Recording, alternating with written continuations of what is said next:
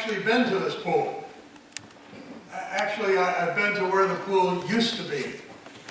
It's now a big hole in the ground because the water stopped flowing some years ago. It's been 2,000 years since this story.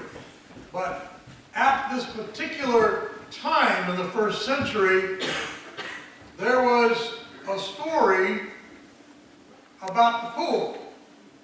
And that is that every once in a while, an angel would come and stir the waters. What we think actually was going on was there were bubbles that would appear in the bottom as air would be coming through the spring. Who knows? Maybe an angel did make the pool. But whoever got there first, after the angel disturbed the water, would be healed. And so a multitude of folks who had various ailments would gather daily around the pool. And this man had been there for 38 years. And when Jesus asks him the question, that is the centerpiece of this morning's message, do you want to get well? Do you want to get well?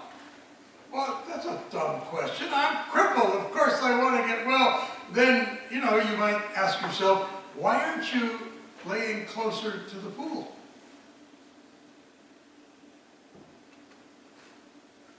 Somebody else always gets there first. I don't have anybody to take me down to the pool when the angel stirs it. And I haven't had anybody to do that for 38 years. Well, somebody is carrying you to the pool every morning and carrying you home every night. Do you want to get well?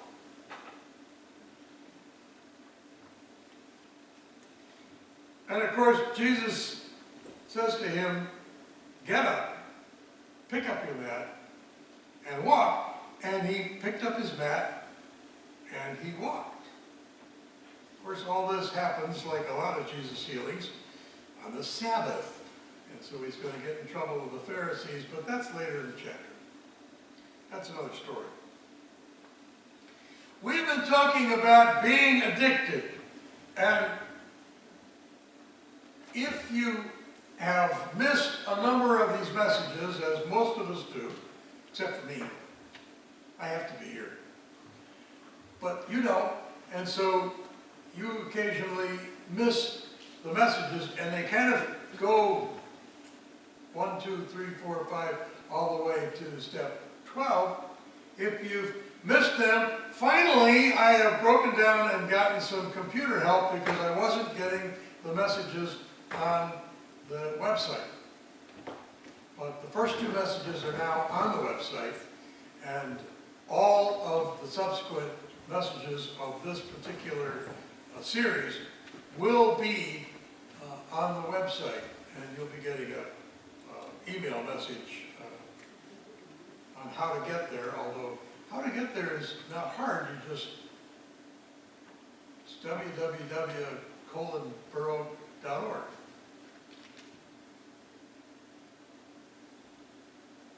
Anyway, let's start out with step 1, 2, and 3.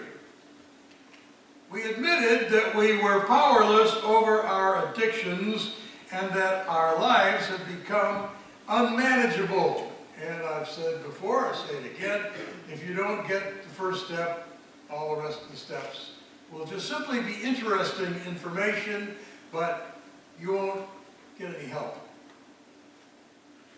Unless you have something that you really need to be made well.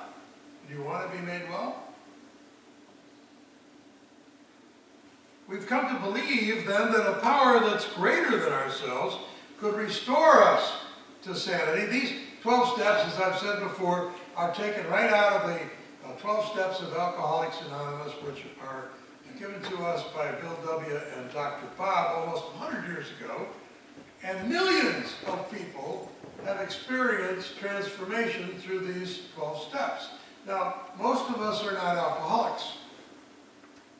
But it's amazing to me that there are over 100 different kinds of groups that meet together around these 12 steps for various types of addictions.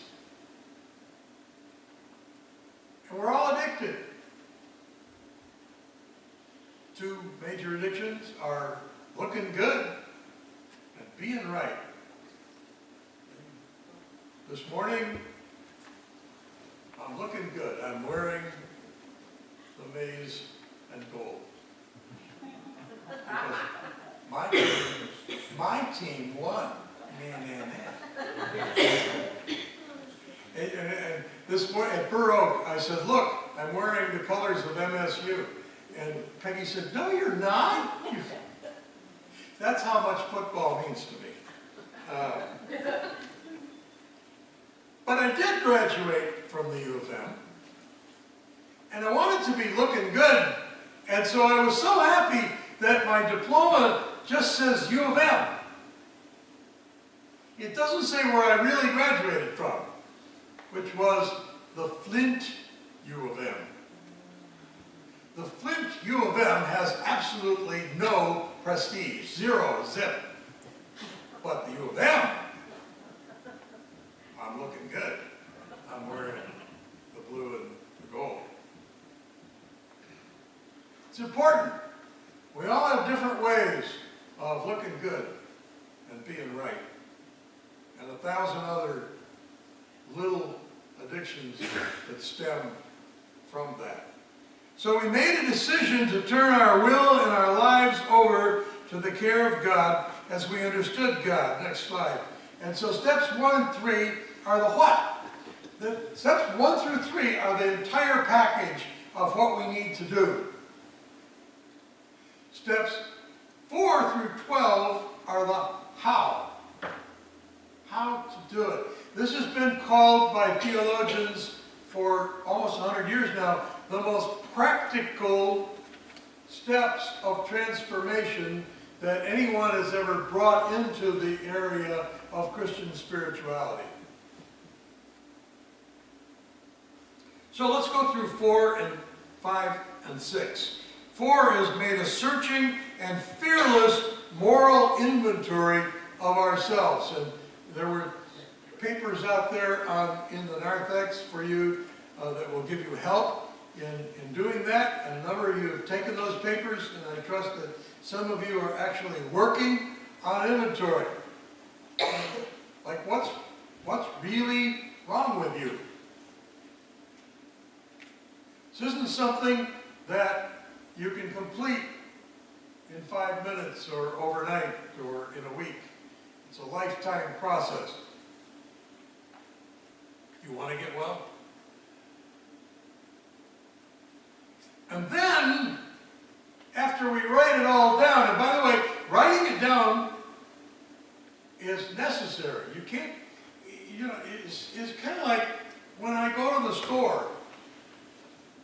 Peggy says, I need da-da-da-da-da-da-da-da to write it down, Peggy, or I won't bring it back. What I will bring back is ginger snaps, fried chicken. But if you don't write down the stuff that you want, and I might bring those back in addition too, but if you don't write down the stuff that you want, it's not going to happen. This is a prayer list, and you admit to yourself, to God, and then, oh my Lord, to another person. You actually sit with another person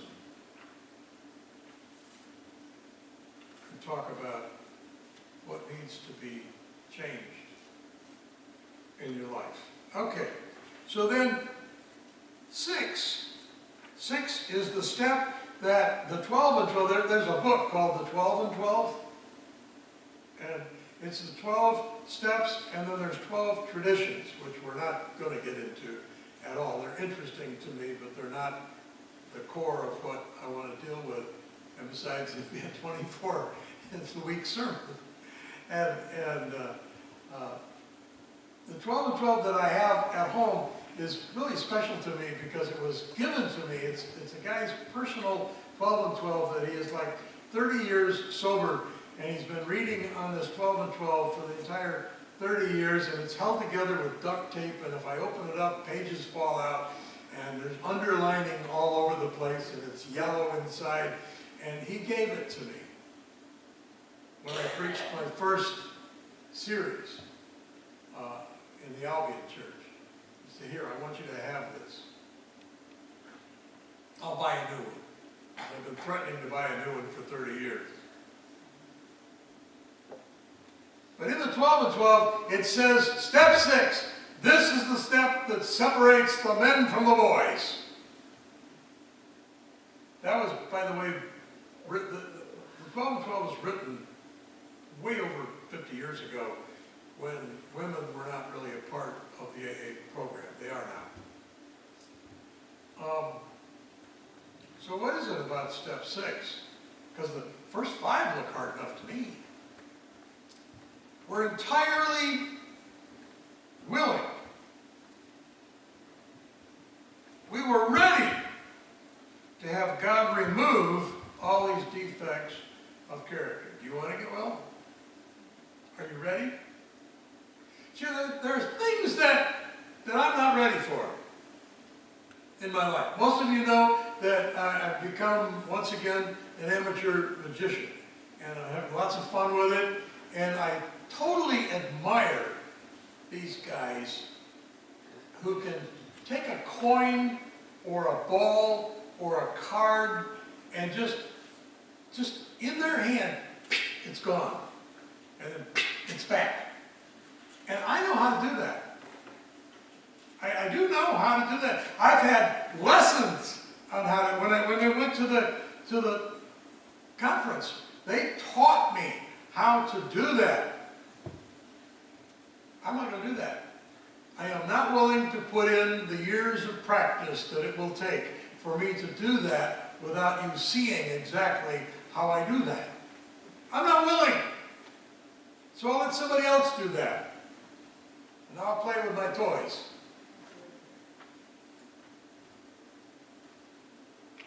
When I first came to the parsonage, I said, wow, what a beautiful backyard. You can see the lake from my backyard. Oh, wow. And then I went out there and the yard goes just like this and then down to the lake.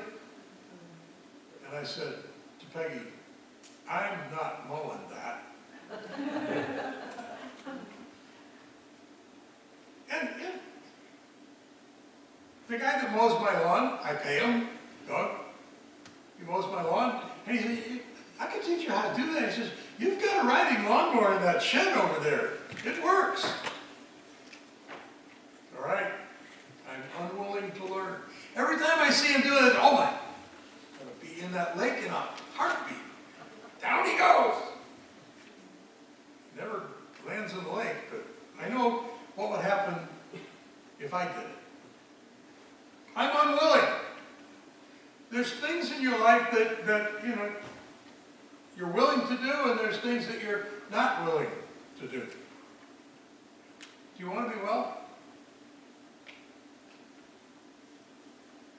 It will take some work. It will take some work. So there's 5 mistakes. And last time I did this, there were 4 mistakes. And but I lied. I discovered another one as I wrote this message. The first mistake is believing that if I correct this one addiction, this one problem that I have, everything will be okay. Second, comparing myself to others who are worse off than me. There's always somebody who's worse off than you, right? Somebody who does what you do, but they do it even worse or more often. Anyway, next problem would be wallowing in guilt and shame. I'm just, you know, I'll move on. And then believing that I can fix this alone. Now those were the 4 steps when I presented them. But there's another one, and that is doing nothing, because I'm waiting for God to fix it. Doing nothing. Because, and here's the key scripture, and I've given you this key scripture 100 times, but it's Philippians 2, 12 and 13. Work out your salvation with fear and trembling, for it is God who works in you to will and to act in order to fulfill His good purpose. So, work out your salvation, for it is God. There are all kinds of Christians who believe they can do it themselves. They're working out their salvation. And they're not getting anywhere. And they get depressed. They get upset. Because I'm not getting any better. There's another group of Christians who are just as upset. Who are sitting around waiting for God to do it. And they're upset because they've been waiting for years. They've been waiting by the pool for 38 years. And they're still sick. You want to get well? Take up your bed and walk. There's stuff for me to do and there's stuff for God to do. And here's the way it works. I know you've heard this story before, because I've preached it before, and I'm going to preach it again. For as long as I'm at this church, you're going to hear it. But it's a great story. It's about my adopted son who was learning to play chess. And so I taught him the moves, and we played a little chess together. And then he decided, because he was a real fan of the computer, to play chess on the computer. Okay, no problem. He downloaded a computer chess game, and he started playing. And I would watch him. And he would sit there, and he would puzzle over his next move. He would think about it. If I move the pawn to king's, maybe if I move the knight over here. But he usually had a real chessboard sitting there, and he would move that, and then, finally he would decide. Sometimes it would take him 5 or 10 minutes to decide, what move am I going to make? He would make his move, and he would hit enter. And as soon as he hit enter, the computer moved. Bing! Like within a nanosecond, or whatever computers do. And it was always his move. The computer didn't take any time at all to decide how to move. And that's what this process is like. It's always your move. It's always your move. As soon as I sit and I pray and I wonder and I read my scripture and I talk to Peggy and I talk to my district superintendent maybe and it's like, and then I make my move. And it's still my move.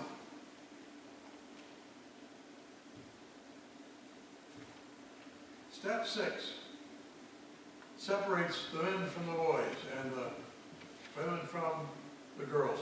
And let me just tell you, step 6 is deceptive because you're never going to be entirely ready.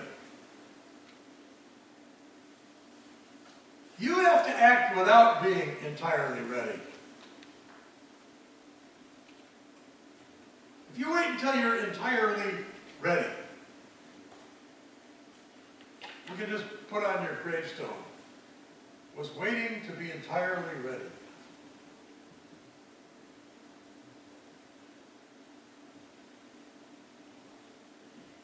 God will not do it alone, and you cannot do it alone. It's a partnership. It's a partnership. It's always been a partnership. Moses, I want you to go here. What? I can't do that. Yes, you can. I will be with you. Jacob, I want you to do this. I will be with you. I never do, said Jesus, anything alone. I always do what the Father Father tells me to do.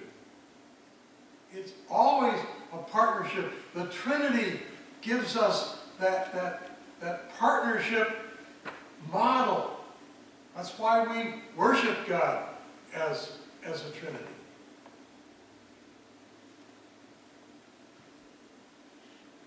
It's a forever process. One of my favorite mentors, he doesn't know he's my mentor. He doesn't know that I exist, but he is anyway, is Richard Rohr, a Catholic priest. And I read his books. In fact, his book on the 12 steps has guided a whole lot of my sermon preparation. And I read his books, I watch his videos, and every day of the week I get a little devotional message from Richard Rohr. If you want to know how to do that, I'll tell you how to do that.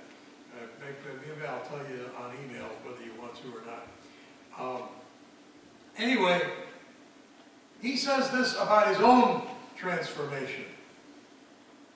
He said, the process of my transformation was slow, and the realizations that came with it were not either or, but both and. I'm in a place in my life, and I really identify with him in this because I'm right in that same place. I'm in a place in my life where I neither fit with the conservatives nor the liberals. Conservatives all think I'm too liberal, and the liberals all think I'm too conservative. Because they're both true. None of this happened, he said, without much prayer and self-doubt and study and conversation. And it won't. If you don't do the work, if you don't take up your